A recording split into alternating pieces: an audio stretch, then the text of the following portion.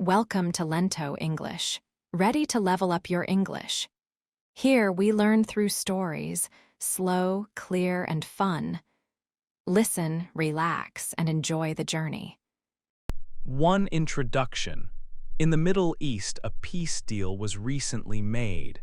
It was a time when countries agreed to stop fighting for a while, but this peace was not strong or certain. It was described as a fragile peace deal. Fragile means it could break very easily. The President of the United States, Mr. Trump, was a very important person in making this agreement. He was in his second term as president. He worked as the central negotiator. He helped the different sides talk to each other and try to find a way to stop the conflict. President Trump hoped this deal would bring quiet to a difficult part of the world. Before this peace deal, there was a big military action. The military of the United States did this action. It was a major operation. This operation attacked important places in one of the countries involved in the conflict. The name of this military action was Operation Midnight Hammer.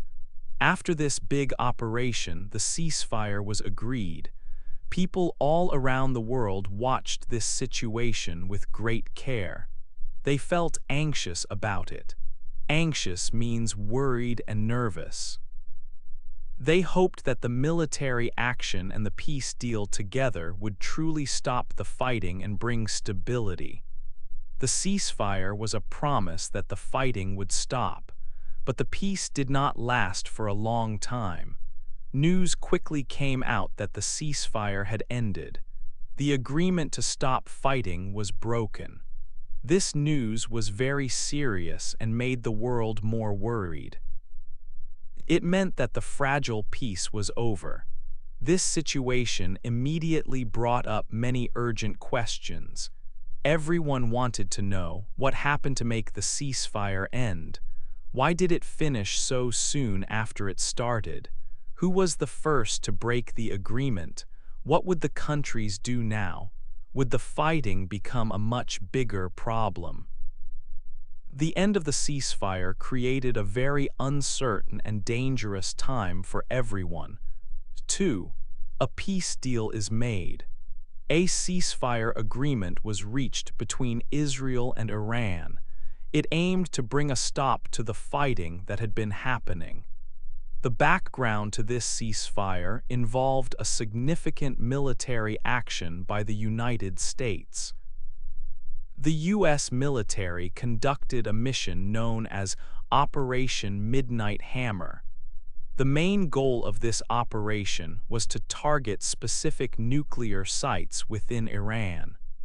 President Donald Trump of the United States was central to this effort. He was determined to prevent Iran from developing nuclear weapons. President Trump's strategy involved using military strength to create a situation where Iran would feel pressure to negotiate. The U.S. military reported that Operation Midnight Hammer was highly successful. They stated that the nuclear facilities targeted during the mission were destroyed.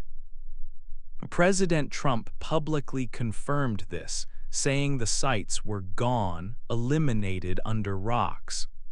He also praised the American pilots who carried out the difficult and long operation.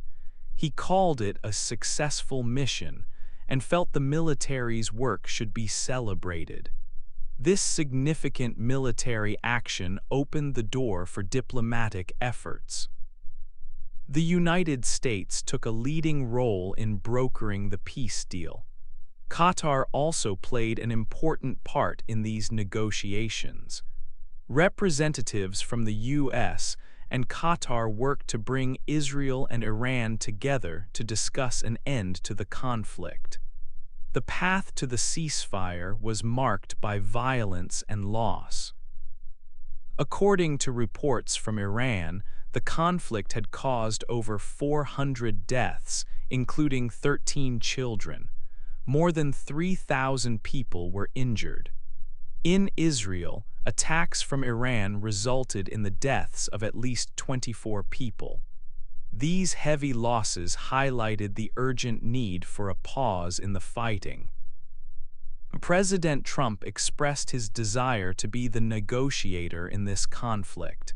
He appeared to believe that his approach, combining military pressure with a willingness to talk, was effective.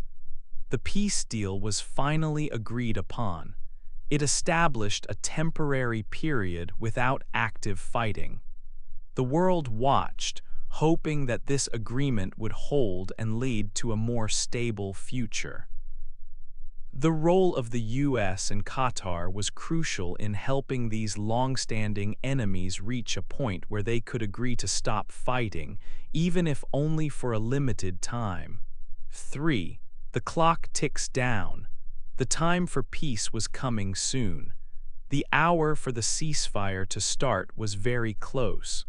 There were only a few hours left. It was a tense time for everyone. Before the peace deal began, Israel continued its military actions. Israeli forces worked to finish hitting certain targets. They had a list of places they wanted to strike. They used the last hours before the deadline to complete these missions. They kept bombing until the very end of the time allowed. Just before the ceasefire was set to begin, something bad happened. A big missile was fired. It came from Iran. The missile did not hit a military place. It hit a building where people lived in Israel. It was a civilian building, not a military one. The missile strike was very powerful. It caused a lot of damage. Sadly, people were inside the building when it was hit. 4 people were killed in this attack. Also, 26 people were hurt. They had different injuries. This attack happened right at the end, just before the peace was supposed to start. It made people in Israel very angry. It was a difficult moment. The deaths and injuries of civilians created strong feelings. This event, happening so close to the time for peace, made future understanding very hard. It set the stage for more anger and problems that would come later. The fragile peace was already in danger because of what happened in these final minutes. 4. A new attack. The peace did not last long. The ceasefire had just started. People hoped for quiet. But very soon this hope was broken. Missiles were fired. They flew from somewhere and landed in Israel. This happened after the time the ceasefire was supposed to begin. When the missiles landed, Israel reacted quickly. They said the truce was finished. They said that Iran was responsible for firing the missiles. Israel declared that this new attack was a clear violation of the agreement. However, Iran said something different. They said they did not fire the missiles. They denied that they were responsible for the attack. This made the situation confusing.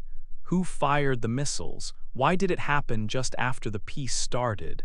With Israel saying Iran did it and Iran saying no, it was hard to know the truth. This new attack made everything worse. The short time of peace was over. The tension between the two sides grew again. Anger returned.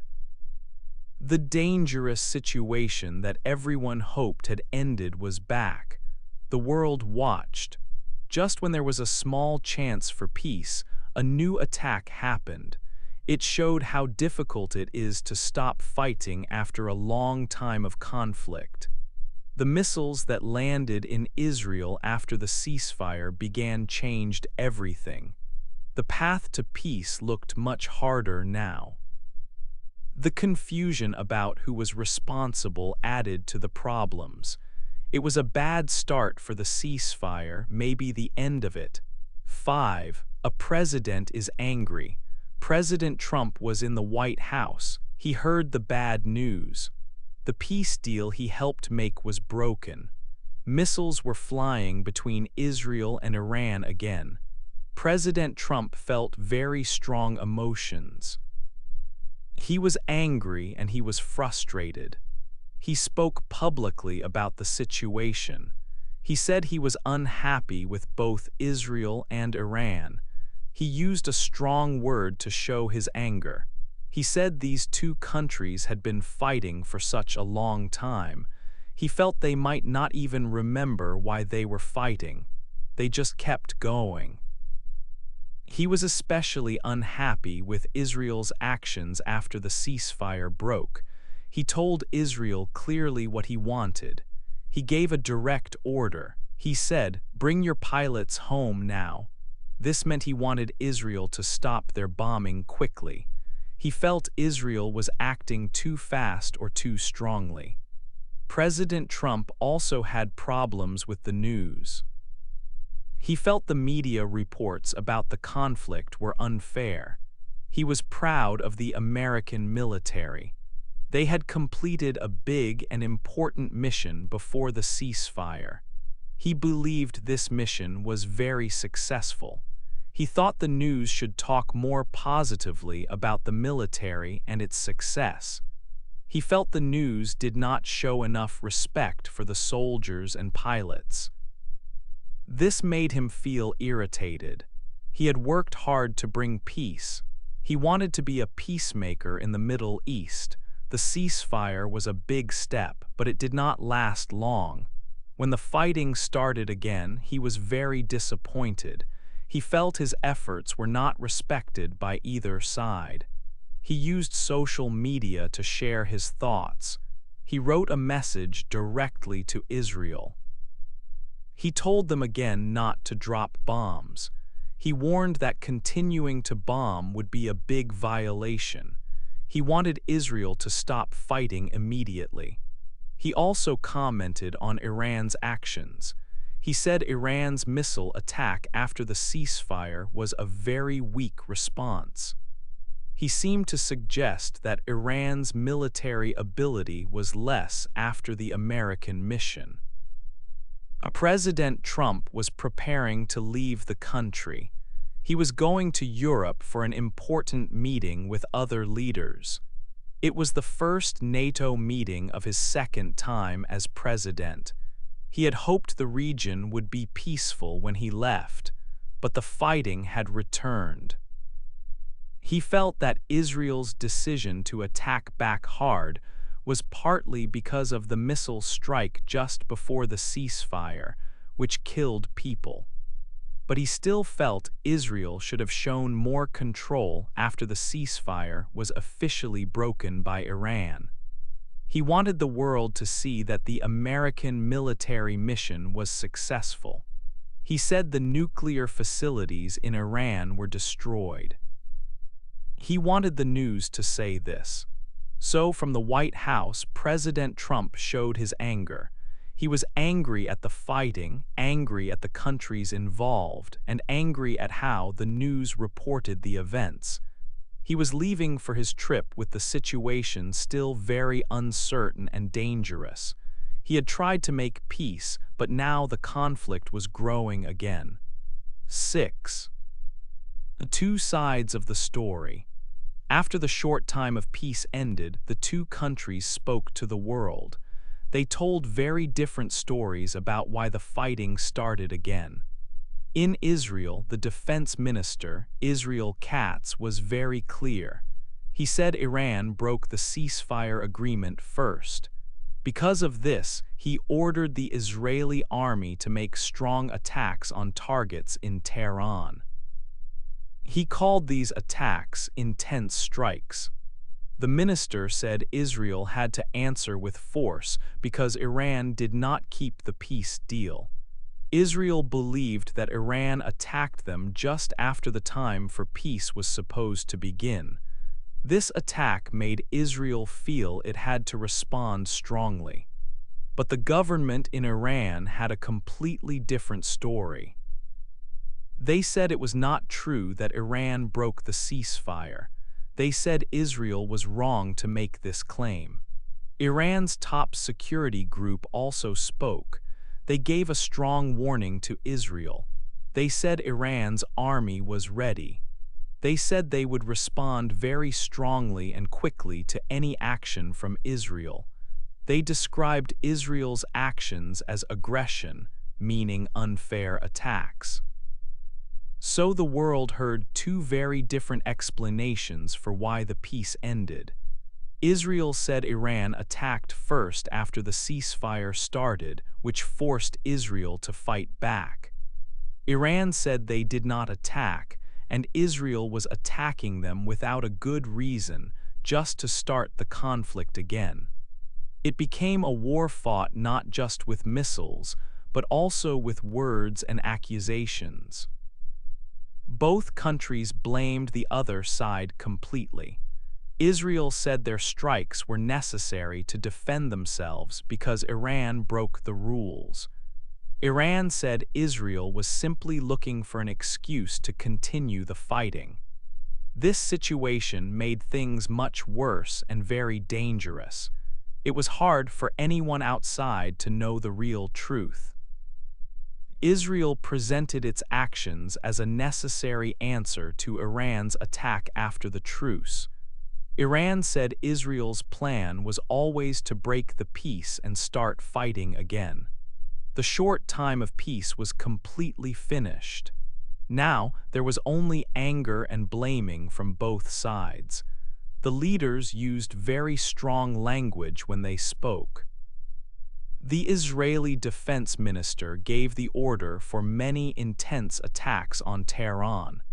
The Iranian government said they were innocent and fully prepared to defend themselves if Israel attacked further. The story was different depending on which country you listened to. One country said, "They attacked us first right after the peace began."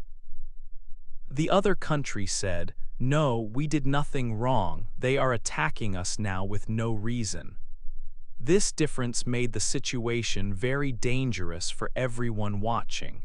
Trust between the two countries was completely broken. Only anger, accusations, and warnings were left. The world watched and listened to these two different sides of the story, fearing what would happen next. The hope for peace was gone, replaced by the fear of more war. 7 big questions are asked. After the short peace ended, many people started to think deeply. They asked big questions about the whole situation. People who watch the news and study these things like experts talked a lot. They looked at the countries, Israel and Iran, and what had just happened. Some experts thought about the ceasefire deal itself. Was it a good idea in the first place? They said that before the ceasefire, Iran seemed weak. Recent military actions had hurt Iran's power. Iran had lost important defenses like parts of its air force. Countries that might usually help Iran, like China and Russia, did not offer much support. So Iran seemed to need the peace agreement to get stronger again. This made some people ask if the ceasefire gave Iran a lifeline. A lifeline is like a rope thrown to save someone in danger. Did the peace deal save Iran when it was weak? These observers wondered if giving this lifeline was a mistake. They asked if it was better to keep pressure on Iran when it was in a difficult position. Another big question was about Iran's action. Why did Iran fire missiles after the ceasefire started? This was confusing for many people. Iran seemed to need the peace more than Israel did. Breaking the deal did not seem to help Iran. So why did they do it? Some ideas were discussed.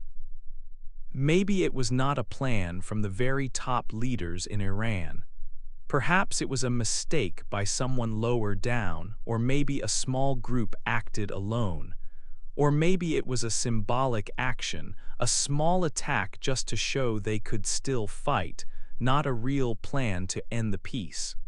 But no matter why, this action ended the ceasefire quickly. People also looked at the bigger picture. Can Israel and Iran ever live in peace for a long time? These two countries have very different ideas about the world and about each other. Some people said it is very hard to make peace with a country that openly says it wants to destroy you. They pointed out that Iran does not want Israel to exist as a country. Iran also does not like Western countries like the United States. Their beliefs are very strong and different from others. They see people in the West as infidels, which means people who do not believe in their religion. How can you talk about peace and make agreements with people who see you as an enemy in such a strong way? This was a very difficult question for everyone thinking about the future. So the ceasefire was broken, and now there were many hard questions. Was the deal itself a mistake that helped Iran too much? Why did Iran break it when it seemed to need peace? And is real, lasting peace possible between these two old enemies with such different beliefs?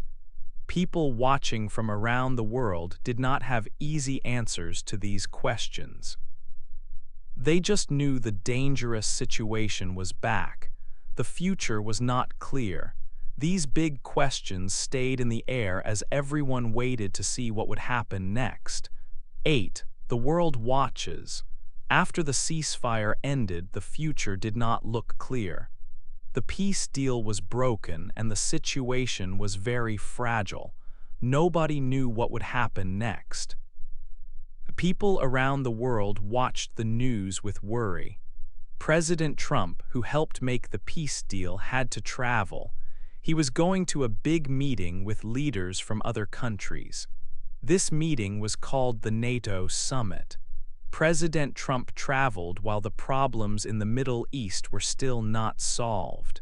This showed that the crisis was still happening and needed attention. In the Middle East, the situation was tense.